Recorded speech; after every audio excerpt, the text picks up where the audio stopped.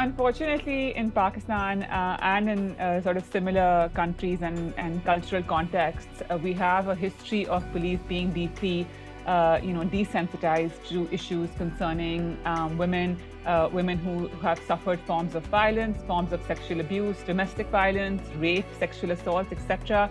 And that's a result of, I would say, a couple of things.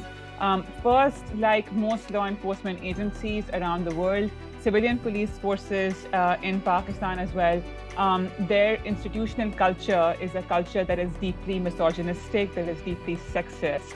And that is, a product of, I would say, police forces and policing being a typically male-dominated profession.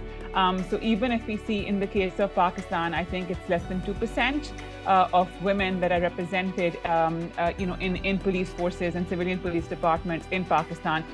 So there's a low level of representation of women in the police, which basically, in short, it conveys and it indicates that this is a very male-dominated profession. It's a bit of a boys' club.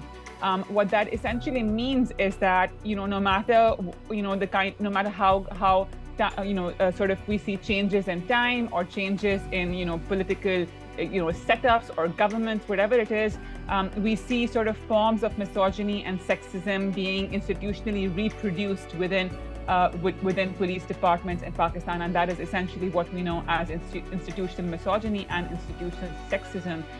What that results in and the way it impacts, unfortunately, is that in most cases, as we have seen, a lot of times, women, when they come to police stations to register complaints and to register, complaints of allegations of rape or sexual assault or domestic violence, then they're not taken very seriously. They're mistrusted by the legal system, by the police, which is the first point of contact for them.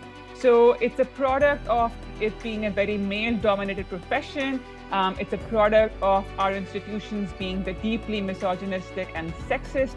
And it's a product of female victims not being taken seriously by police departments and officers.